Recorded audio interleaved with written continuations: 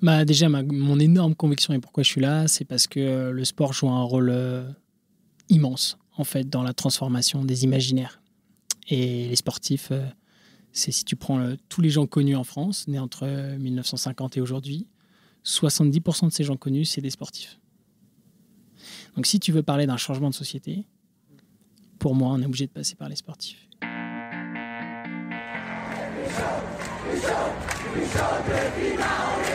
Bienvenue chez Basilic, le podcast pour changer de regard et imaginer ensemble un futur désirable. Je suis Jeanne, votre hôte, et chaque semaine, je tends le micro à celles et ceux qui façonnent le monde de demain. Je vous souhaite la bienvenue et j'espère que vous vous sentirez bien chez Basilic. Avez-vous déjà eu l'occasion de discuter avec une éco-aventurière ou un éco-aventurier ? J'ai eu cette chance il y a quelques mois maintenant, lors de l'événement Les Étoiles du Sport qui se déroulait à Tignes en décembre dernier. À cette occasion, j'ai pu rencontrer et tendre mon micro à Mathieu Wittvoet. Mathieu est un aventurier, un éco-aventurier. Il mêle à la fois le défi sportif et l'enjeu écologique. Il y a quelque temps, il a notamment traversé le lac Titicaca à la nage, aux côtés de 2 compagnons, l'athlète paralympique Théo Curin et la vice-championne olympique Malia Metella. Dans cet épisode, Mathieu nous raconte comment lui est venue l'envie de devenir éco-aventurier, en quoi cela consiste et pourquoi, selon lui, il est nécessaire de transformer les imaginaires grâce au sport. J'espère que cet épisode vous plaira et qu'il vous invitera à rêver. De mon côté, je me sens extrêmement chanceuse d'avoir pu rencontrer tant de sportifs et sportives inspirants lors des Étoiles du Sport. Bonne écoute à vous. Salut Mathieu. Salut. Ça va ? Ça va très très bien. Je suis ravie de te recevoir au micro de Basilic. Aujourd'hui, on va parler d'aventure, d'éco-aventure. Je vais t'inviter à te présenter, puis après, on plongera dans le vif du sujet. Avec plaisir. Du coup, je m'appelle Mathieu, j'ai 28 ans et je suis éco-aventurier. Ça consiste en fait à promouvoir la protection de l'environnement à travers la médiatisation et l'émotion que peut susciter une aventure sportive. Donc d'associer à chaque fois un défi sportif à un enjeu environnemental, c'est assez large. Est-ce que tu t'intéresses à différents sujets, climat, biodiversité ? Oui, je me suis en fait au début intéressé sur le sujet des déchets plastiques en faisant en fait un tour du monde en vélo sur les solutions face aux déchets plastiques. Donc là, j'avais 22 ans, je suis parti avec mon cousin et on a identifié 300 projets à travers le monde et on a rencontré les 30 plus inspirants. Donc ça peut autant être des bioplastiques en Indonésie que la ville de Kigali qui est la plus propre d'Afrique, que le recyclage des plastiques dans les favelas au Brésil. Et ça nous a ouvert beaucoup de sujets et des plastiques. J'ai affiné en fait un petit peu le sujet en me consacrant, en rentrant sur le mégot avec l'association Zéro Mégot que j'ai co-créée. Et après, d'autres sujets, mais en tout cas ça a été mon prisme au début, ça a été les déchets. Et finalement, après, l'économie circulaire et en particulier le mégot. Puis j'imagine qu'au fil des années, tu t'es aussi ouvert à d'autres sujets parce que quand on commence à se renseigner, on se rend compte qu'il y a plein d'autres sujets dont on n'avait pas forcément connaissance. On a envie de parler de tout et au risque aussi de perdre les gens parce que c'est des sujets qui sont très complexes. Il y a quand même 9 limites planétaires. Sur chacune des 9 thématiques, on pourrait passer des années rien qu'à réfléchir. Donc mon parti pris, ça a été plutôt de me concentrer sur un truc très précis pour déjà moi pouvoir le comprendre, pouvoir en parler et être à l'aise avec ça. Et puis derrière, pour identifier et flécher les bons comportements à avoir pour passer vers quelque chose de plus positif. C'est ce que j'allais souligner parce qu'à travers chacune de tes actions, tu délivres quand même des messages, donc ça implique d'être très renseigné sur le sujet.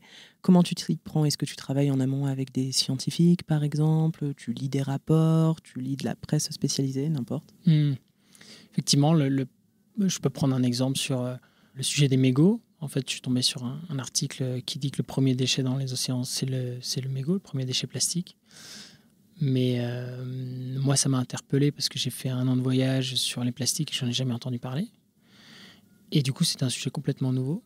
Donc la première chose qu'on a faite avec l'équipe, avec qui on s'est créé. Donc, c'est ma chérie, mon frère. Au début, c'est ce noyau-là. C'est la technique des 50 cafés. Et là, on va en fait voir une personne qu'on identifie un peu comme experte sur le sujet. On lui pose plein de questions. Et à la fin, on lui demande qui sont les 2-3 autres personnes qu'on pourrait rencontrer. Et de fil en aiguille, comme ça, on se crée un peu un réseau. Et on comprend dans les univers différents, donc dans les entreprises, dans les ONG, quels sont un petit peu les discours avec lesquels nous, on est à l'aise, quels sont les chiffres sur lesquels il y a du débat, quelles sont les actions qui sont les plus positives à promouvoir. Et donc, ça prend un peu de temps, mais ça nous permet, avec cette pluricité d'avis, de bords différents, de créer notre propre conviction et du coup, notre propre légitimité aussi. Donc en fait, tu pars davantage d'un sujet et ensuite tu décides du défi sportif à relever. Ça dépend vraiment. Il y a les 2 portes d'entrée. Parfois, on peut avoir les 2 idées en même temps. Dans le cadre du mégot, on est parti de l'idée du mégot. Et puis, dans une soirée de canicule à Paris, dans un petit appartement, j'arrivais pas à dormir. Et je me suis dit, mais en fait, descendre la Seine à la nage, est-ce que ce serait possible ?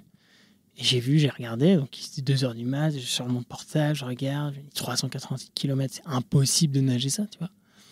Et finalement, je me dis, mais en relais, ça pourrait être possible. Et en plus, qu'est-ce que j'aime la dynamique de relais, tu vois, c'est collectif, il y en a un qui va pas bien, l'autre se relève, c'est vraiment la collaboration dont on a besoin aussi comme compétence.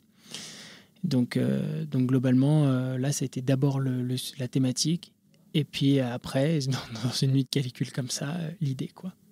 Et après, ça s'est concrétisé puisque ça a eu lieu, cette descente de la Seine à la nage. Pourquoi le sport ? Est-ce que tu penses que tu as plus de retombées médiatiques quand tu relèves un défi sportif et ensuite c'est une bonne porte d'entrée pour aussi sensibiliser les gens qui peut-être ne s'intéressent pas forcément à ces sujets-là de prime abord ? Ouais, en fait, on a besoin, je trouve, d'histoires, de raconter des histoires. Si moi je dis à mes potes de ne pas jeter leur mégot par terre, justement, ils vont me dire t'es relou, tu vois. Par contre, si je leur raconte toute une histoire, je leur dis mais attends, on a nagé 380 km pour le faire. Eux-mêmes, en fait, on va toucher une autre partie de leur cerveau, la partie un peu irrationnelle, la partie émotionnelle, tu vois, quand ils vont avoir suivre cette émotion qui va être beaucoup plus forte. Et on le voit avec les médias. Si demain je me mets à collecter des mégots en bas de chez moi, il n'y a aucun média qui vient. Et puis d'un coup, si je fais une aventure, il y a M6, il y a BFM TV qui mettent ça dans leur JT. Et un enjeu qu'on a eu aussi, c'était que nous, on vit nos aventures un peu seuls, tu vois, seul à bord, seul en train de nager. Donc, on s'est vraiment posé la question de comment est-ce qu'on peut embarquer des gens qui sont aussi moteurs là-dedans. Et donc, le jour du départ, on a organisé le record du monde de collecte de mégots. Donc là, tu avais 1200 personnes qui, un samedi matin, se sont levées à 10h pour collecter pendant 3 heures des mégots. Et là, pareil, l'idée du record du monde, en fait, on s'en fout. Collecter 855 000 mégots à Paris, c'est plutôt triste. Mais derrière, ça fait venir les médias, ça fait parler du sujet. Et ça met un petit message dans les consciences, tu vois. Donc, c'est un peu l'objectif d'aussi d'embarquer les autres dans ce qu'on essaie de faire. Tu parlais d'action collective tout à l'heure, mais en fait, c'est une action collective assez globale. C'est pas uniquement avec des sportifs, c'est au-delà du relais sportif, puisque tu as embarqué des éco-citoyens, des citoyens. Ouais. Alors récemment, tu as vécu une aventure assez folle. Je t'ai entendu à la radio pour cette aventure-là, je ne sais plus sur quelle radio, France Inter ou France Culture, pour raconter un peu ce que vous avez fait. Vous avez traversé le lac Titicaca à la nage. Comment c'est possible? Comment ça s'est fait? Comment ça s'est décidé? Et vous étiez 3, vous étiez un trio hyper complémentaire. Est-ce que tu peux nous raconter un peu cette aventure? C'est vraiment une aventure de dingo, quoi. Ouais, j'imagine. Ça part de l'idée du plus jeune du trio qui s'appelle Théo Curin, qui est un nageur paralympique, qui, suite à un changement de catégorie dans les critères des Jeux paralympiques, se retrouve avec des gens qui ont ou leurs bras ou leurs jambes, sachant que lui, il est quadri-amputé, donc il n'a pas de bras, pas de jambes.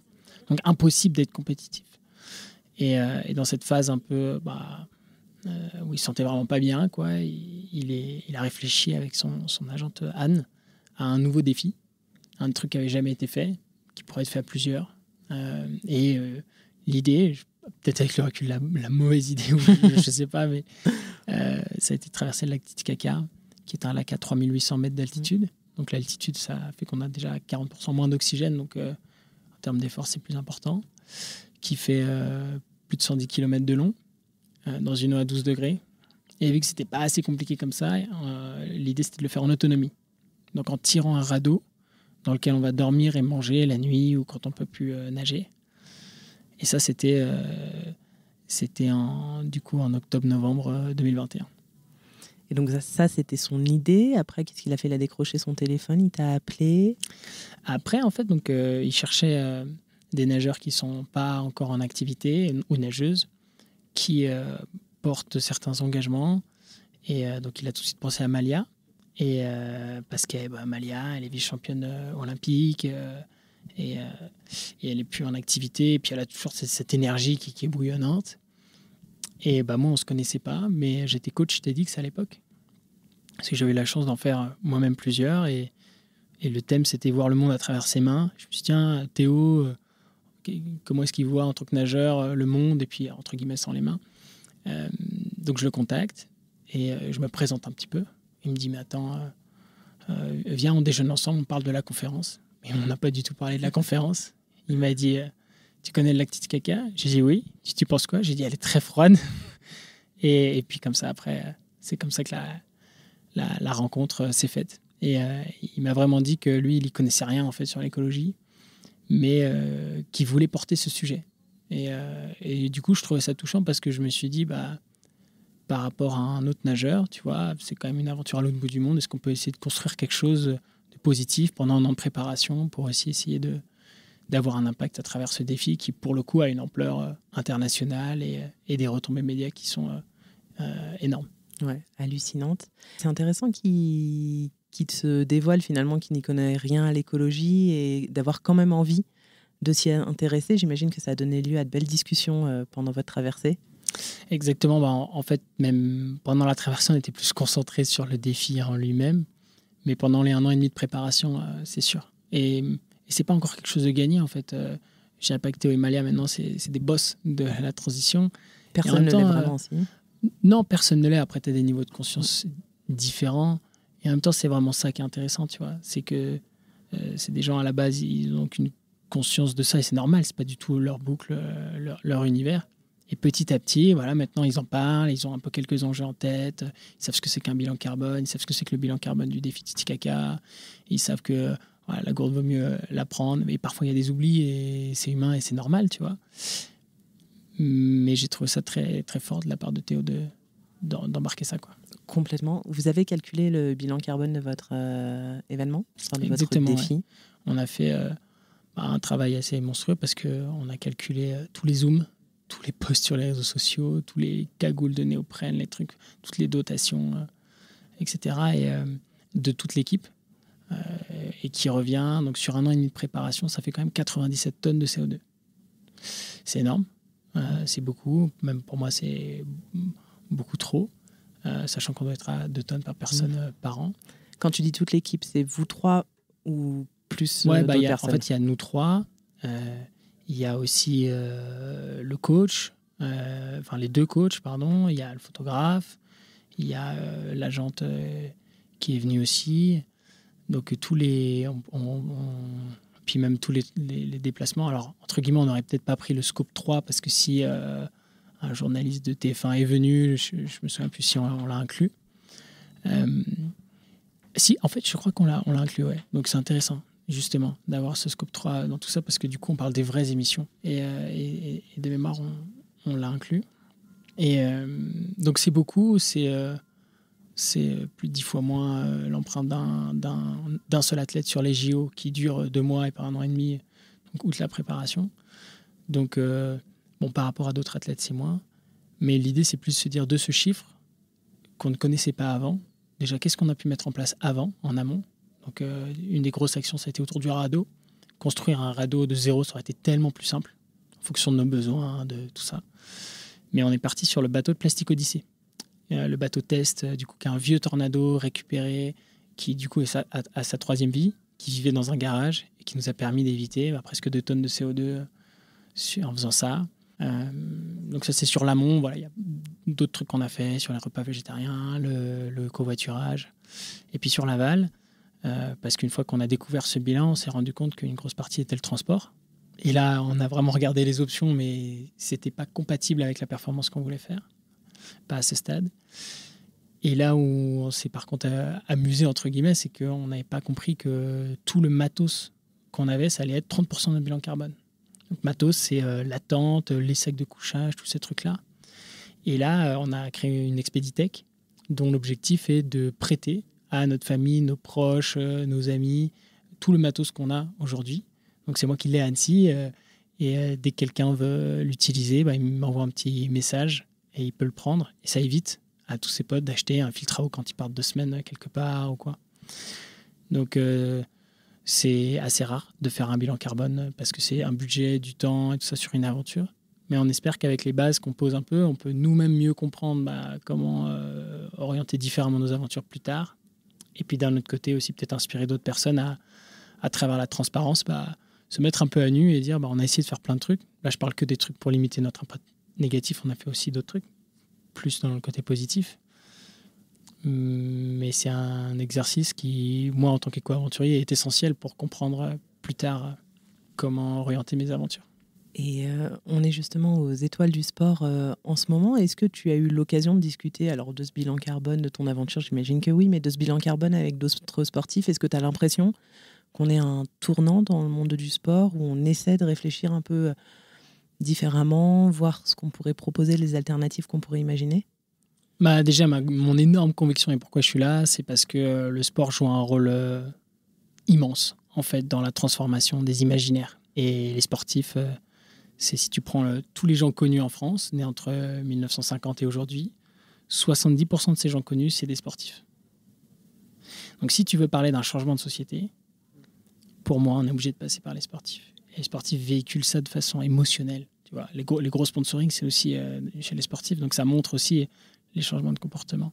Et du coup, d'être ici aux étoiles pour parler de ces sujets, moi, je suis hyper fier et content d'être là pour pouvoir parler de ça avec des athlètes qui ne sont pas du tout sensibilisés là-dessus.